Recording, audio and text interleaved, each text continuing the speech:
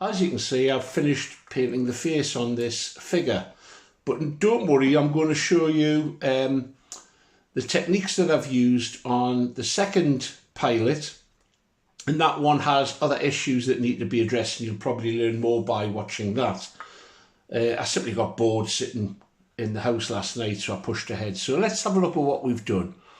I've used the same principle of 3 different tones, a medium, a light tone and a darker tone for the flesh colour, in the same way that I used for the tunic and the clothing. I'm going to demonstrate that on the second pilot in a moment. This one had another issue, that it had the goggles down, which obviously makes it a lot easier in terms of painting a face. And I thought carefully about how you do this. And of course, the thing that happens when somebody wears goggles is it reflects the sky. So I've produced a sort of murky sky colour with clouds and a little bit of shadow under the clouds. And then to finish off, I've applied a layer of a substance called crystal glaze. It's used to install glazing in model railway layouts and so on, and that provides the gloss for the glass. So there we have it. I hope you think that's fairly convincing. It's certainly better than not having a pilot in a plane. So what am I going to do next? Well, here's the next figure. This one's slightly different. It's got a full exposed face, so there we have the issues of painting the eyes, and there's more flesh and more face to do. I'm going to talk about the advantages and disadvantages of using acrylic, and we're going to begin that process now. So let's start setting up. Just pause for a second. Let's start setting up the palette then. So the first colour I'm going to use, it's just a shortcut really, is a proprietary light flesh. And obviously by the name you know that Vallejo produce a dark flesh. And this will provide the lightest tone that we'll use on the figure. To that, I'm going to have some acrylic. This is just a crafter's choice from a craft shop. This is a yellow ochre.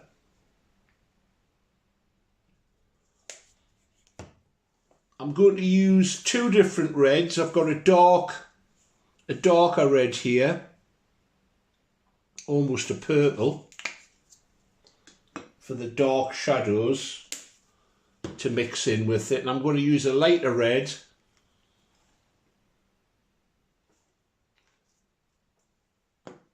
and I'm looking for the white. There you go, a white, and then finally I'm going to use a little bit of brown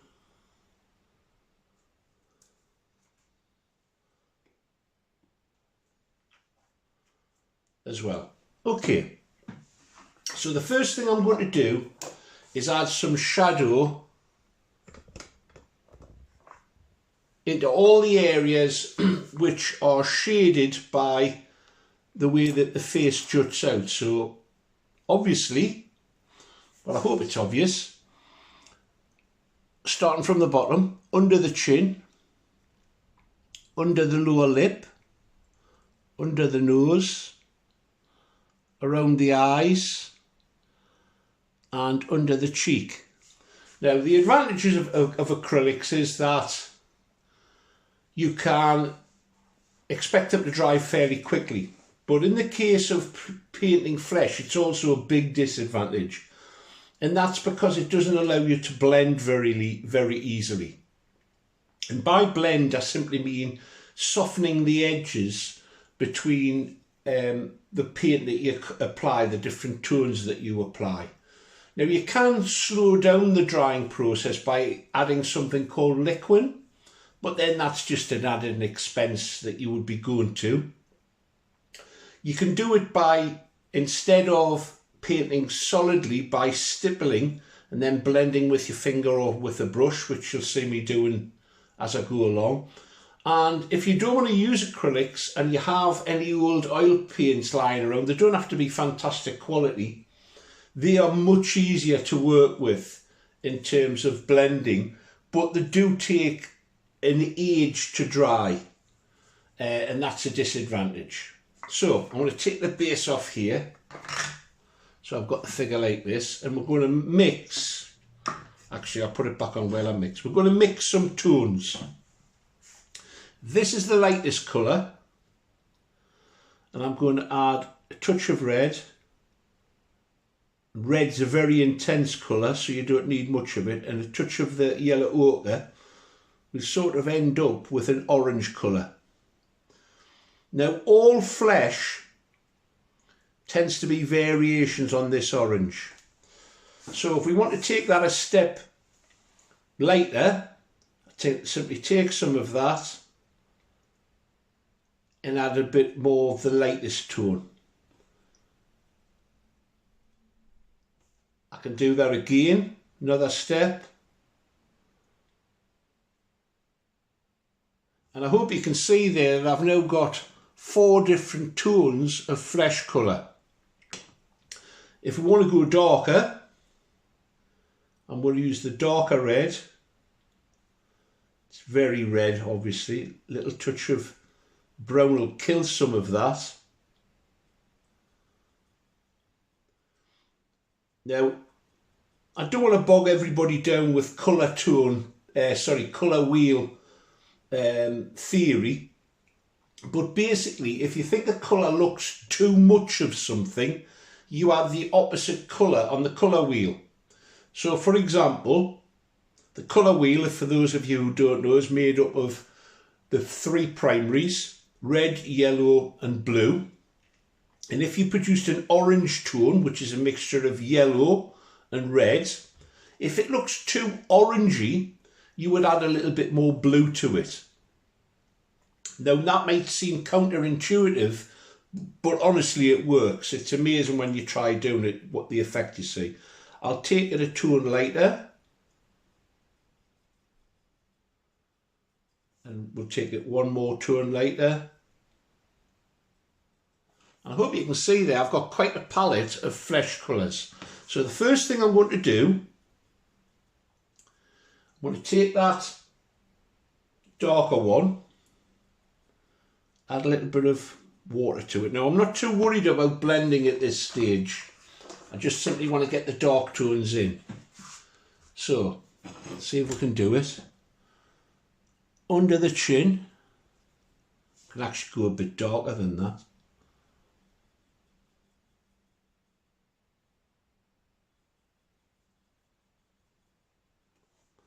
Under the chin. As I say, I'm not worried about blending at this stage. These are some of the darkest areas. Under the lip.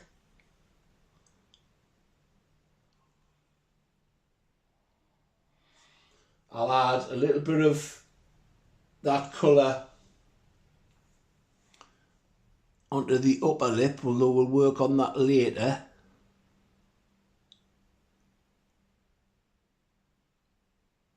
The upper lip's always darker than the lower lip because of the way the light hits.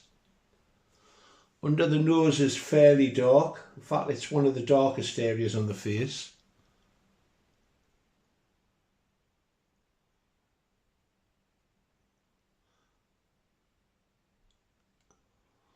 And this is the darkest area, of course, and that is underneath the eyebrows.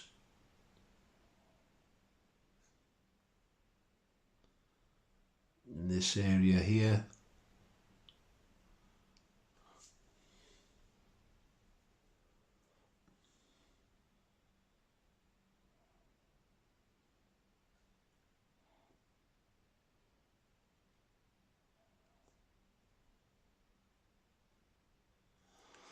And then I'm going to add a shadow underneath the lower eyelid.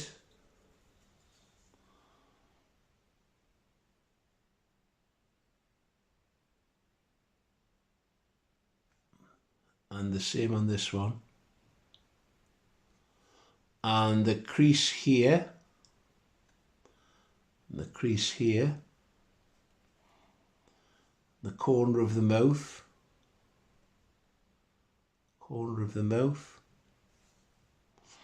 You can see it looks quite cartoonish at this stage, but it's starting to get some depth to it.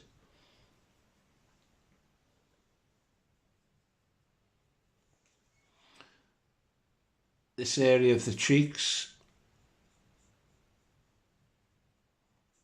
No attempt at this stage to actually blend it. I'm just getting the base colour down there.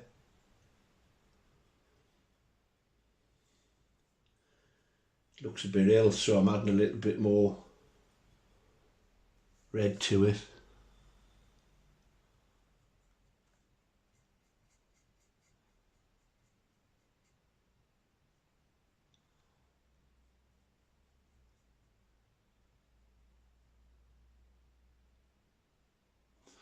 Now, just to show you the effect of adding a highlight, I'm going to add the lightest tone just along the nose, because that's one of the most highlighted areas. And you notice I'm putting it on by applying little dots and tapping it out, and across the nostrils,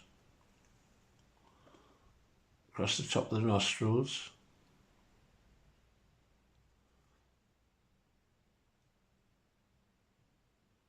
Across the end of the chin there. And I hope you can see that it's starting to get a three-dimensional shape simply by adding very crudely darker tones. Let's do the lower lip.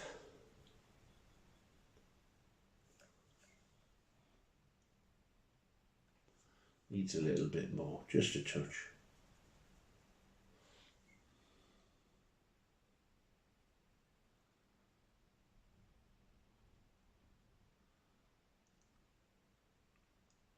That's the lower lip.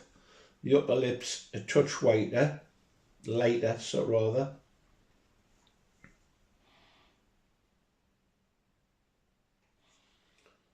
Not that light though.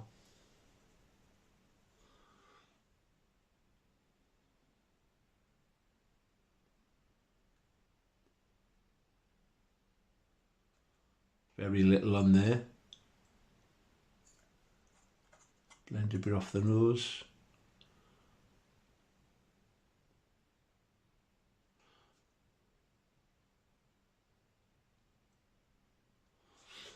What I'm going to do in a moment is just pause this, and I'll continue. Now you also can work the inside of the nose. It tends to be a bit darker. Notice how it's quite stark at the moment. We'll overcome that by adding the other tones in and then starting to blend it.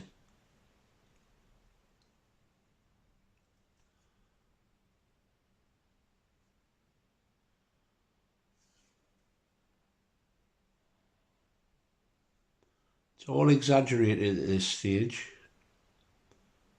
That's deliberate.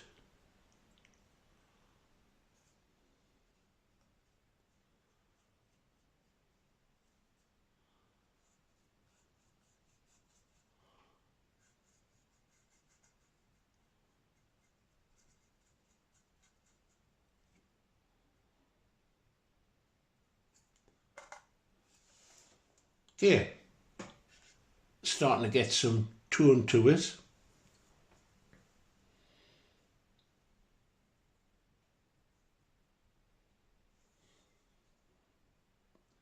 And where it's very harsh, you can soften it by dabbing a lighter shade.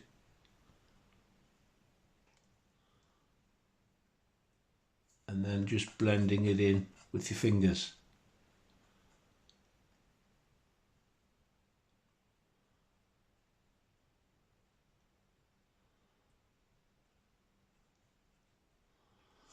Bit more lighter tone on the nose.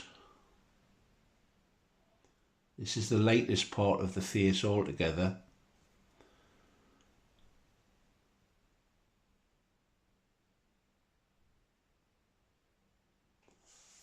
Hope you can see it's starting to come together. I'll pause it here, or rather I'll put it on a time lapse and I'll keep cracking on with it.